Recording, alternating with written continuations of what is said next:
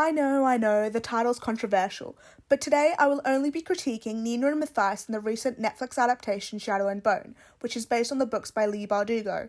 Don't worry, I enjoyed Nina and Matthias for the most part in the Six of Crows books. Now that that's out of the way, hi everyone and welcome to today's video.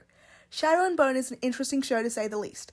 I enjoyed the show greatly, but one of its greatest flaws is the dreaded Nina and Matthias storyline. In this video, I'll be dissecting this storyline. This video will also have spoilers for other storylines, both in the show and the books. Please watch the show and come back to this video, as the show is still quite good even if it is plagued by this monstrosity of a storyline. Just for context, storyline A follows Alina, storyline B follows the Crows, and storyline C follows Nina and Matthias. Storylines A and B are given the most amount of screen time, whereas storyline C only makes up about 30 minutes of the whole show. Storyline C follows Nina Zenik and Matthias Helver. Nina is a heartrender spy for General Kirigan for the country of Ravka. She was to intercept the Crows, who planned to abduct Alina. However, she is caught by a Grisha hunting party which includes Matthias. Matthias is from Fyodor, a nation in which Grisha are oppressed. He is part of the Grisha hunting army known as the Drskela. But then, the transport boat sinks. Nina and Matthias need to trust each other to survive and find civilization. They grow close on their journey, and Nina plans to shirk her duties to the Second Army and run away with Matthias to live a fulfilling life. She is then intercepted by Kirigan's men, and to escape them and stop them from executing Matthias, she pretends Matthias is a slaver. This could have been the perfect plotline to contribute to the show's themes of acceptance and tolerance. However, the show completely drops the ball on the storyline. Listen, I love a good enemies to lovers trope as much as the next guy, but this felt completely unearned in the show, as their relationship consists of quips and flirting. Matthias is shown in his earlier scenes as someone who does not follow orders blindly and has a conscience. He believes these Grisha will be given a fair trial for their crimes. He does not realize that they're merely being sent to trial for show, and that the trial is an excuse for public execution. This is further shown to him when the ship starts to sink, and his commander does not care for the Grisha and suggests Matthias murder them instead. This lapse in faith in his own culture and upbringing in his country of Fyodor is never justified or elaborated on. His feeling of betrayal and disgust at his own nation's actions are never explored. He is merely used as a punching bag for Nina's quips, and his perspective is continually highlighted to be wrong to the audience. Don't get me wrong, persecuting people is abhorrent, but bringing in a character like Matthias allows us to sympathise with him and helps us understand his indoctrination. The brainwashing of the Fyodans leading to the lack of human rights needs to be delved deeper into. For example, how does Matthias feel about his upbringing? And how does he feel about his family and friends partaking in this culture and lying to him? Matthias does not seem to react in any way to this paradigm shift in his thinking. He is just cool with Nina now. In comparison, in the books, Matthias has a deep hatred towards the Grisha. This is due to his family being attacked by a group of Inferni. This backstory is severely lacking in the show, and thus makes Matthias' character quite one-note. In the show, Matthias does not react in any way to growing close to Nina, and any internal conflict is thus completely lost. The only time Matthias is shown to be vulnerable is when he is held captive by the Kirch, and thinks Nina has betrayed him, and that his capture was part of an elaborate scheme of revenge orchestrated by Nina. Sadly, his emotions will only be properly explored in Season 2.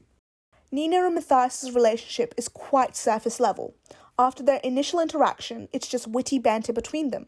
It is never shown to the audience why someone as headstrong and as steadfast in their beliefs and highly opinionated as Nina would want to spend the rest of her life with someone who just tried to murder her. When Nina is introduced in the show, Arkin states that she is a radical, and this is the reason why the Crows can trust her to help them break into their little palace. She is also stated as someone who despises two things, and I quote, "Nina is a radical, thinks Grisha should get to choose if they serve the crown. She despises involuntary service more than she does Fyodans."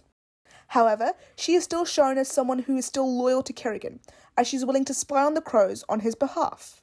This is shown when Kirigan tells Fedjor, "Nina's been on a priority mission for me, and she's not reported in. If she's alive, she may need our help." And this sentiment is further enforced during Arkin's interrogation, where Kirigan states, I don't need him to tell me. I had a spy. Nina Zenik? Ring any bells? Last report we had from her was that she'd be crossing the fold with the conductor and 3 rogues from Ketterdam. What their mission was, she didn't know. She was waiting to meet you all. Now poor Nina has not been heard from since. Might that have something to do with you, Mr. Visser? It is justifiable for Nina to want to run away with someone she has a deep and meaningful connection with, as according to her radical nature. However, her relationship with Matthias is shown to be superficial, as they start out as adversaries, then begrudging allies, and eventually they become friends. At the end of the season, they have a tender moment which is supposed to be read as romantic. Yet, there is nothing leading up to this except Nina oogling Matthias in the whaler's hut. It felt quite rushed. Just because 2 attractive people are in a room together, it doesn't mean they need to get together.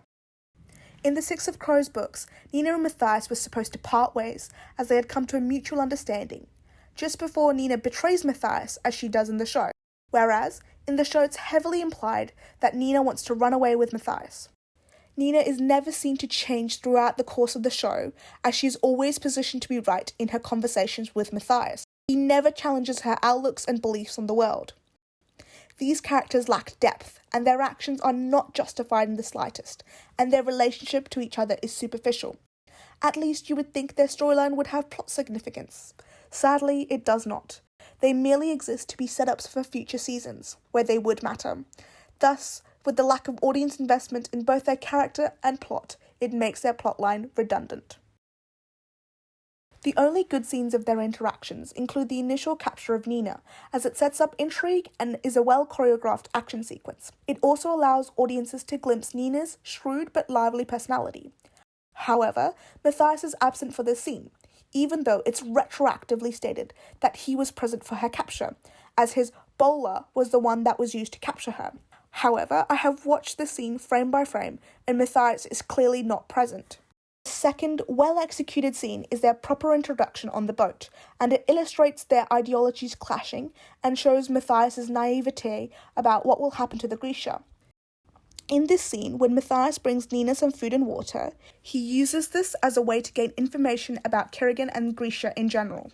This illustrates his curious and inquisitive nature and sets up that he does not follow orders blindly, and that he is an independent, free-thinking person. Where is this free-thinking individual in future scenes? Gone. He's just punched down in future scenes by the writing of the show. The only other scene in the show that illustrates Matthias' agency is when he saves Nina from falling into the ice crevasse. We'll get back to this scene later. Now back to the boat. Nina's final stance of spitting out the food he had given her demonstrates how obstinate Nina can be. Furthermore, it shows that she is willing to sacrifice herself for her beliefs, as she refuses to give up Kirigan and the little palace, even if it means she starves to death. Yet, we are supposed to believe she would abandon Kirigan just to run away with Matthias, a person she barely knows. Let's get back on track and talk about the good of the show. The next scene, when the ship is sinking, it shows Matthias' superior's apathy towards the Grisha. It helps Matthias understand that the trials were for show. The following scene of Nina and Matthias saving each other on the shipwreck is also well done, and shows them begrudgingly becoming allies. As Matthias uses his brute force to paddle the piece of wood they were both on, and Nina keeps their hearts beating steady, keeping them warm in the cold. She accomplishes this using her heartrender powers. As I mentioned earlier, the scene of Matthias saving Nina from falling into the ice crevasse is an integral scene in their storyline. This scene depicts that Matthias sees Nina as a person and a friend now, and that he is willing to save her life, even without an incentive. The final scene of any value from this storyline is when Matthias becomes vulnerable with Nina after he is captured by the Kirch. This scene draws a parallel to their initial interaction where he offered her food. Similarly, he also refuses her food as he feels betrayed.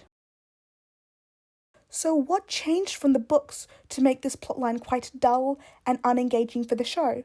Shadow and Bone attempted to blend the storylines from 2 different series into one. For the most part, the Crows' integration into Alina's storyline worked well, as they changed aspects of the stories so the characters would interact. However, the Nina and Matthias story beats in the show were mainly conveyed as character backstory in the Six of Crows duology, and Nina and Matthias' relationship really only developed further over the course of the books once Matthias is in prison. In the show, their relationship basically has all the setup, but no payoff, which they are hoping to pull off in season 2 of the show. This has the unforeseen consequence of making season 1 feel unimportant and bloated. I don't know why they couldn't have just had flashbacks in season 2 when these characters became more plot significant. A montage could have helped their relationship look like it occurred over a long period of time. The setup of their relationship was also poorly executed, as their storyline felt tacked on the show, and if all their scenes were cut completely, the show would not change. Their relationship also does not feel like it occurred over a large period of time. It feels like their storyline occurred over the course of a few days, whereas in the timeline of the show it was intended to be many weeks. This is a larger issue with the show as a whole, as all the events are condensed and seem to occur over a couple weeks, rather than the course of many months. One of the other reasons their storyline feels tacked on is that they only appear or are mentioned in the show for 35 minutes and 40 seconds. This is across the show's 8 episodes, in which they only appear in 4. They have a total of 14 scenes.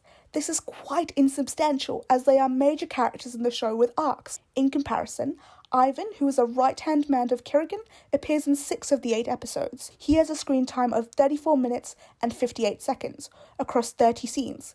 He does not have an arc in the show and only acts as a secondary antagonist. Yet, he approximately has the same amount of screen time as Nina and Matthias combined.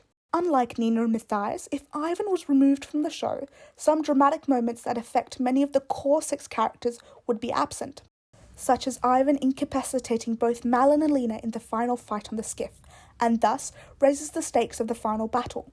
Both Ivan and Nina and Matthias appear in scenes less than a minute long. Unlike the duo, Ivan's role is often to support Kirigan in his schemes without question, unlike Nina and Matthias, who require character progression.